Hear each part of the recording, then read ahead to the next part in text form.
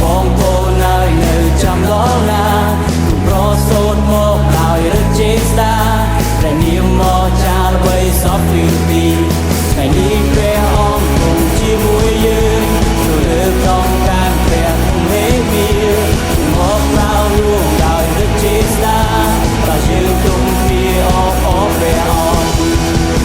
ចំបើទួងចិនទទួលព្រះអង្គជំរងយាងគង់ហើយធ្វើជាចាំចំដាតាមទ្រង់សុមិនបបងនឹងតាមព្រះអង្គជារៀងរហូតអូ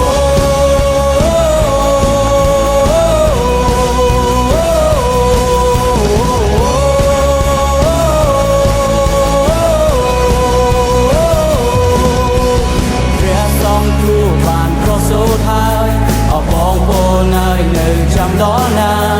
ប្រសូតមកដោយរជេស្តាព្រះនាមមកចាល្បីសពទី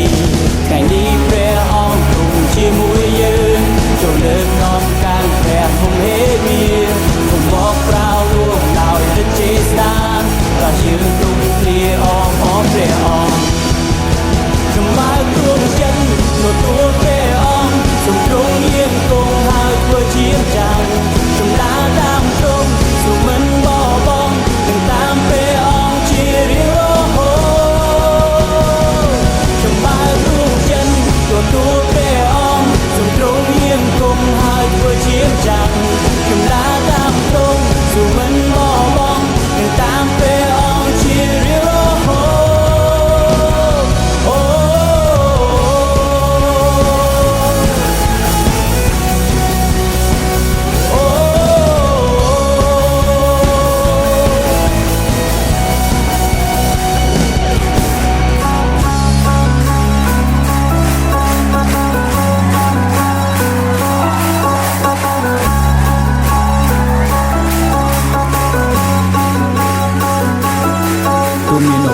មានឧបសគ្គមករីរាំងជុំព្រះធម្មឧត្តមគុំនៅជាមួយឧបសគ្គប៉ុណ្ណាគុំប៉ុណ្ណាក៏ខ្ញុំមិនព្រួយព្រះគង់ជាមួយយើងនឹងជ័យជុំ